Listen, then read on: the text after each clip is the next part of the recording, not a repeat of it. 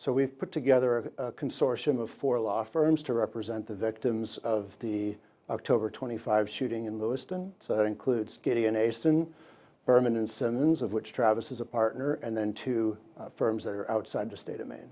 Didn't one of those firms handle the Sutherland Springs litigation? So the national trial firm in Texas handled Sutherland Springs. They represented the families of the 23 people that were killed at the church in Sutherland Springs, Texas, by a former Air Force member. And there's a lot of parallels between that and what happened in Lewiston, Maine, and that's why we wanted to have that lawyer part of our team. And then our other partner firm out of Connecticut, the Koskoff firm, represented all of the victims of the Sandy Hook Elementary School shooting in Connecticut. It was a case against Remington, which was the successor in interest of Bushmaster. The firearm that was used in Sandy Hook, and most people don't know this, was manufactured in Windham, Maine by Bushmaster in a company that was later acquired by Remington Firearms. Why were they sued and were they held accountable? They were sued for the way they marketed their weapons to adolescent boys and convinced young men that they needed to demonstrate their manhood by buying AR-15 weapons and then using them in the manner in which they did in Sandy Hook. And then let me ask you about Sutherland Springs. In what way is it a precedent for what's coming here in Lewiston? It's a precedent in the sense that it was a claim brought under the Federal Tort Claims Act against the United States, and our claims are brought under the Federal Tort Claims Act, at least some of our claims, against the United States. It's also a parallel. In that case involved, the shooter was a member of the United States Air Force, a former member, who the Air Force had knowledge had issues that presented a risk to the community based on his behaviors and failed to take action to prevent the shooting. And our case also involves a member of the military that the government knew presented risks to the community, and they failed to intervene to prevent the shooting. So there's a lot of parallels. There are some differences in the cases, but there's also a lot of similarities. And Robert Card was not a felon, but he was somebody who was admitted to a psychiatric facility for mental health treatment, and the federal law also prohibits people that have been committed for mental health treatment from purchasing or possessing firearms. People that have diagnosed mental illness should not be walking around with AR-10s or AR-15s. It's interesting. There's a real question in this matter about whether his commitment was in fact voluntary, as the Army suggests it was, given the fact that he basically was commanded to go. He was escorted by 2 officers and members of his unit. I'll ask as a question. The narrative that we've been presented by the Army and the Lewiston Commission says that Robert Card was at first ordered to go to the Army hospital, but then very quickly he was transferred to a private hospital, which let him go after 19 days.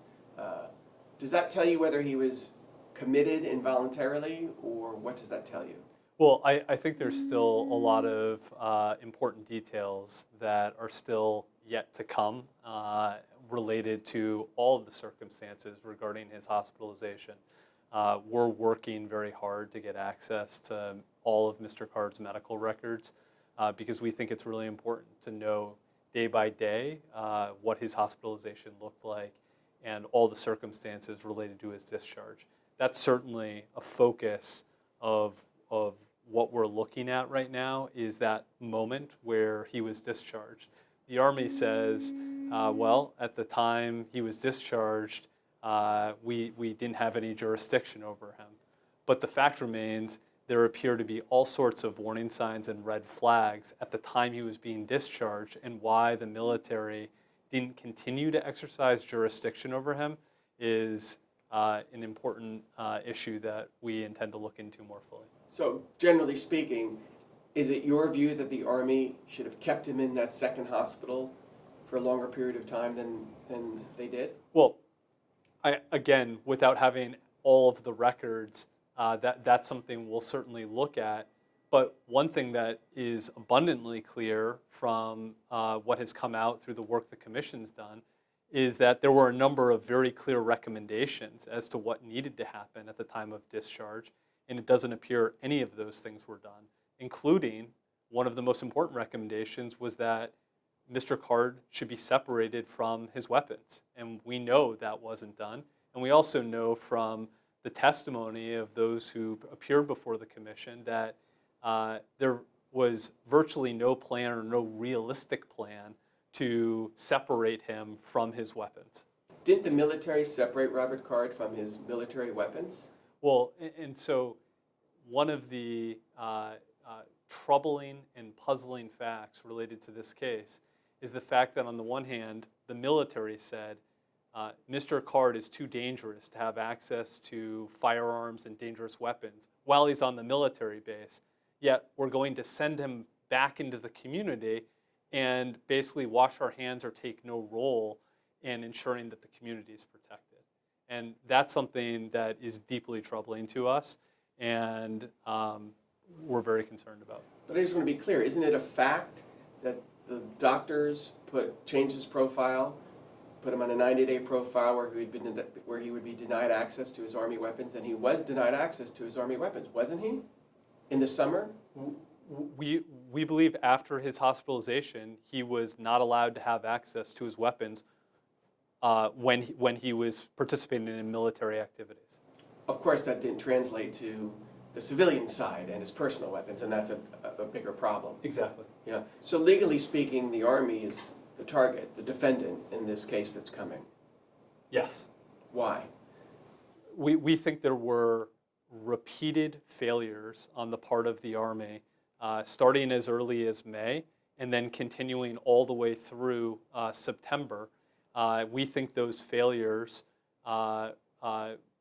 resulted and contributed to this tragedy occurring. We know that in May, the family, Mr. Card's family, had noticed very clear and disturbing changes in Mr. Card's mental health. And they reported those to the school resource officer. The school resource officer then reported those to Mr. Card's unit. And the response back from the unit was, okay, we'll handle that. Well, one thing that's very clear is that it never did get handled. We listened to the Army news conference. They did their own report, released it in July, and we heard this a lot in the hearings. We can only handle reserve on the days he's on reserve duty, whether you want to call them weekend warriors or the brief training in West Point. 38 days a year, the Army says. That's the only time we can tell someone what to do. We don't have the legal authority otherwise to order anyone to do anything, right? You've heard that argument. Does that sound right to you? Well, we know it's not right because he was in their jurisdiction. He reported for battle assembly in July, and that resulted in his hospitalization in New York. So he was on duty at that time, and one of the major failures here is that the military then did not continue his duty status and let him just walk back into the community. One of the striking things about listening to the testimony of the Army witnesses was a lack of training and use of chain of command, because individual Army members seemed to all be nice enough people who were motivated to want to do things that were helpful, but they didn't seem to have a system or policy or any guidance from above in terms of what they should be doing to handle this situation, which was a pretty extreme situation. So I think that one of the issues here is why weren't they better trained, and didn't they understand how to manage a service member who had mental health issues, who had access to weapons, which you would imagine is a pretty common occurrence with the military, since they're in the business of training people on how to use weapons. And we all know that, particularly with veterans that come back from combat, but also many other service members, there's a they struggle with mental health issues, just like anybody else, but maybe even at a higher percentage than others. When Sergeant Schofield was sitting in front of Robert Card's trailer and he was on the phone with Captain Reamer, and he was asking Captain Reamer, okay, I'm sitting here in front of Robert Card's trailer, what do you want me to do? And rather than Captain Reamer saying, well, you recognize that this guy, his own doctors have said you need to remove his personal firearms. Does he still have firearms? Because just 2 nights ago, he threatened to commit a mass shooting, and we're very worried about it. So you need to go in there and make sure you exercise Maine's yellow flag law or do what you need to do to get this guy medical treatment and remove his firearms. But that's not what Captain Reamer said. Captain Reamer said, just document it. Don't bother to push in, and all we're asking for you to do is just to say you were there and document it in the papers. Nothing more. Schofield told me that he felt that Captain Reamer and Sergeant Moat, the top 2 officers in his unit, downplayed the threat of Robert Card. Do you agree that they downplayed the threat when they were talking to the very people who could have taken his weapons away? I mean, you were at the hearing. During the hearing, First Sergeant Moat said, I intended my report to be used by the local sheriff as the basis for probable cause to execute the yellow flag and to remove Card's weapons. Nobody ever said that to Sergeant Schofield. Not Moat, not Reamer. And when Reamer and Moat spoke to each other, they didn't discuss the yellow flag law. So, and I can guarantee you, if someone had said to Sergeant Schofield, this guy's doctors said that his firearms needed to be removed, we have removed all his military weapons, we no longer give him access to live fire drills because he's too much of a risk, you need to do something about it, I believe Sergeant Schofield would have done something about it. The other thing that I think is important to bring up, and we're still working to uncover information on this, it relates to Robert Card's repeated exposure to blasts over the years and the role that may have played in his precipitous decline in his mental health. And so it remains to be seen what information and knowledge the military has about how repeated exposure to these blasts, how it can affect service members. But if in fact they knew that people who are exposed to these types of blasts over a period of 20 years are known to develop mental health issues, and then in fact Mr. Card developed those types of mental health issues, and then the military told local law enforcement, we'll handle it, they clearly didn't, that's really problematic and unreasonable. It's a whole Pandora's box there, Travis. It would be surprising if the military has not conducted or engaged in some type of research over the past 50 years to understand the role that firing missiles, grenades, and people who are exposed to those types of things, how that can contribute to longitudinal health effects. Are you saying that if Robert Card's own Army training and exposure to grenade blasts for years contributed to his mental decline, which led to the mass shooting, that increases the Army's liability in this case? I think what we're saying is that if the military has knowledge that it's aware of, that by exposing Mr. Card to the activities he was exposed to, it creates the types of conditions that Mr. Card did experience, they should be aware of that, and they're responsible for taking reasonable steps, not just to protect members of the military unit, but members of the public at large. There was no diagnosis of what the root cause of his decline in mental health was.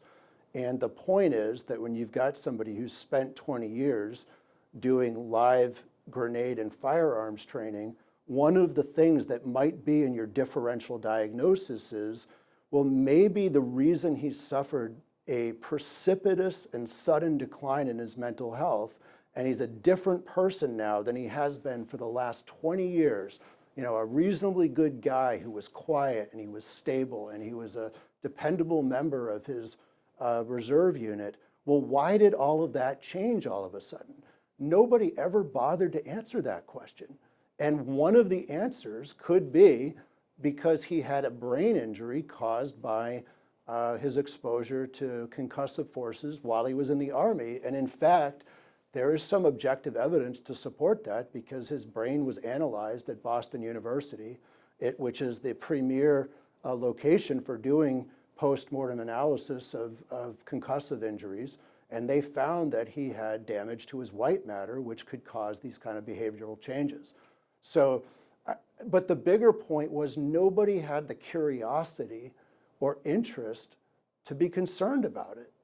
Because if you don't know what's causing his mental decline, what's the plan to address it? How is it going to get any better? Are you saying that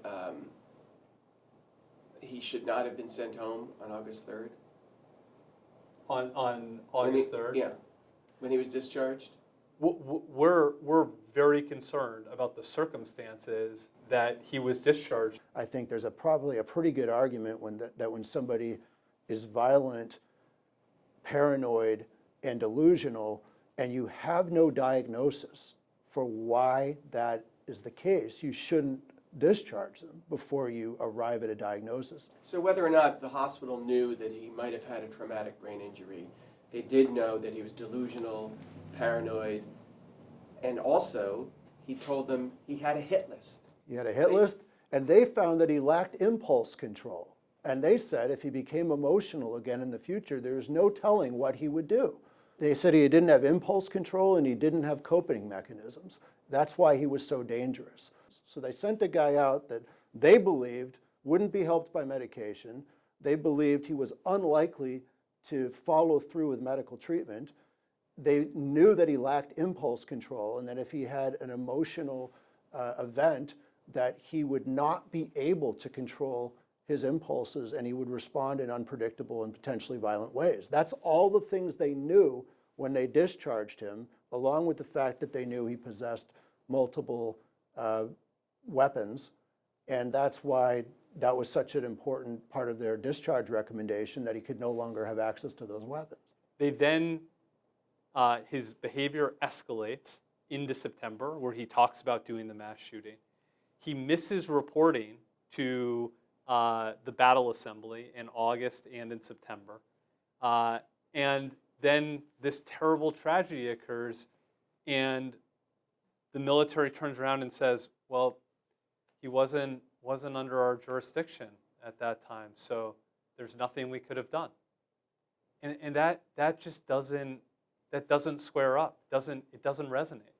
And one of the things that I think is really striking for Ben and I, with the clients we've spoken to, I mean, those who played cornhole in particular, very tight-knit community, many of them played cornhole with Robert Card. And their memories and interactions with Robert Card was that he was a nice, mild-mannered guy. Everyone seems to recognize there was this radical change, starting over the winter of 2023 into the spring.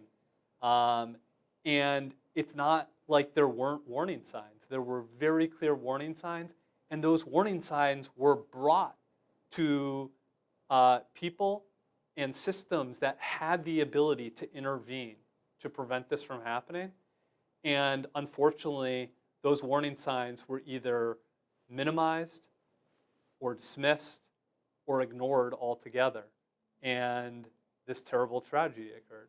Our clients, at the end of the day, they want to understand, as painful as it is, how and why this could have happened. Because if you don't understand how and why this happened here, there's no hope for fixing this. There's no hope for preventing this from happening in the future. Did Forward's Hospital make a mistake in allowing Robert Card to leave? Should it have done everything in its power to commit him or hold him for a longer period of time? Yes or no? Yes, but also that carries over to the Army because when you look at Four Winds records, they were on the phone on a daily basis with the behavioral health team at Keller Army Community Hospital. So they were treating this as a collective treatment operation, because Four Winds was at that point acting as an Army subcontractor under a contract with the U.S. Army to treat one of its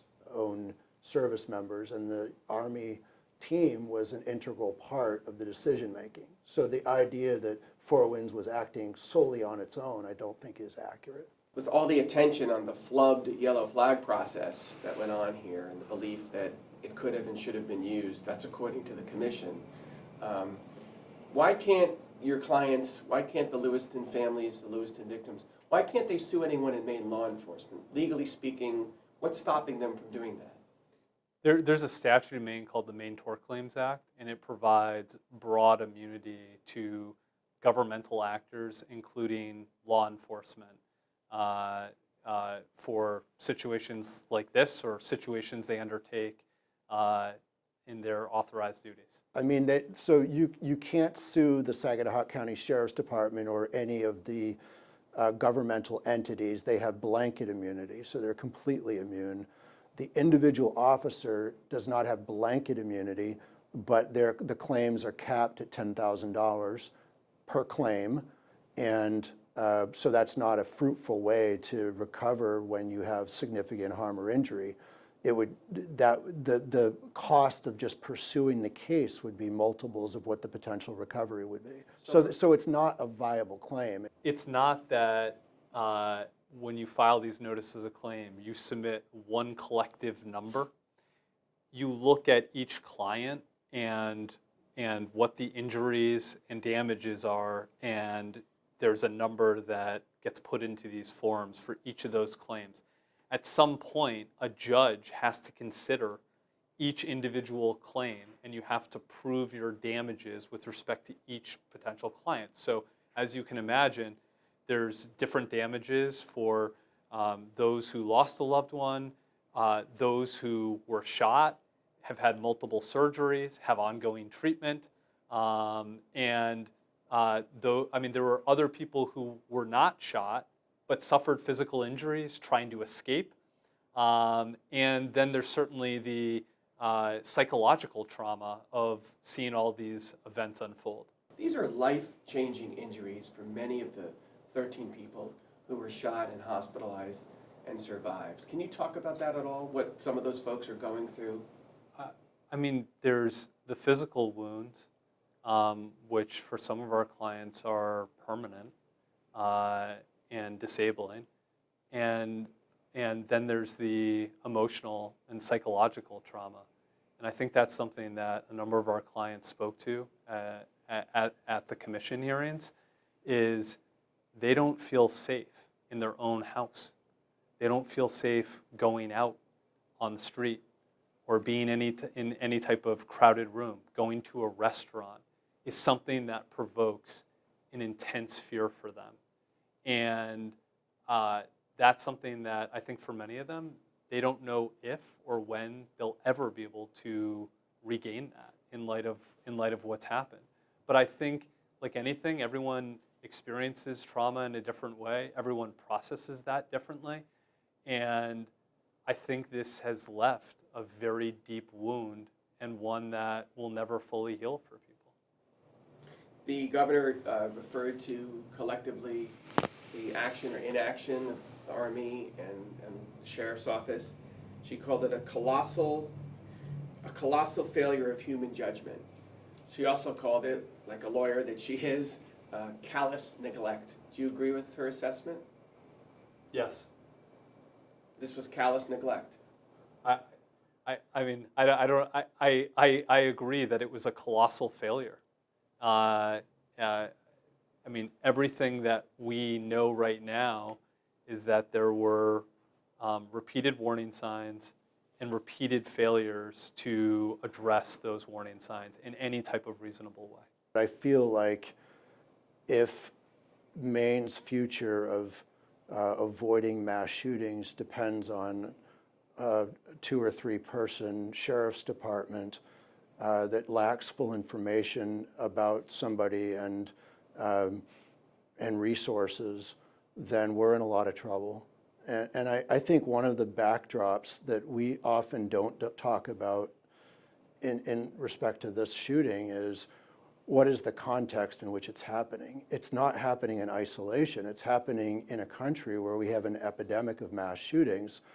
So the idea is, perhaps if no one had ever heard of a mass shooting before, Robert Card's threat to commit a mass shooting, knowing that he had access to semi-automatic assault weapons and that he lacked impulse control, maybe nobody could have foreseen that something would go wrong under those circumstances. But when we live in a country where we're barraged on an almost daily basis with a report of another mass shooting, I think you have to take any threat of that quite seriously. And that didn't seem to happen here. And maybe that's partially because there was a mentality that, well, that can't happen here. We're in Maine and things like that don't happen here. And that's obviously a fictitious way of thinking, because the AR-15 doesn't know what state it's in. The subtext of all of this is that as a country, we've just tolerated the idea that virtually everybody has ready access to dangerous weapons. And we could have a whole debate on whether that's appropriate or whether that's a good way to have a society. But assuming that that's going to be what you have, because the laws allow it and that's what the political system wants, then you at least have to be pretty stringent in identifying people that create risks and have mental health problems and can use those weapons to commit mass atrocities like happened here. Sheriff Mary's told me, look, it's easy with hindsight, isn't it, to sit here and second guess everything that went on when they had imperfect, incomplete information. But that's my point. It's not hindsight, because we have mass shootings in this country every week.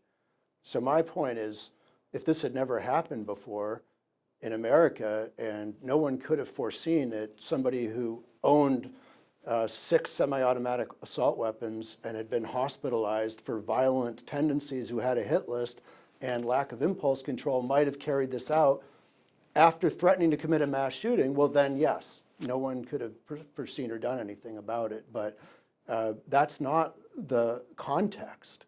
The context is we're in a country where people should be on high alert for this kind of problem, because it happens all the time, unfortunately. We've served these notices of claim to initiate the legal process to hold the Army and the people within the Army accountable for what happened here. And we think this is the first and necessary step to move forward.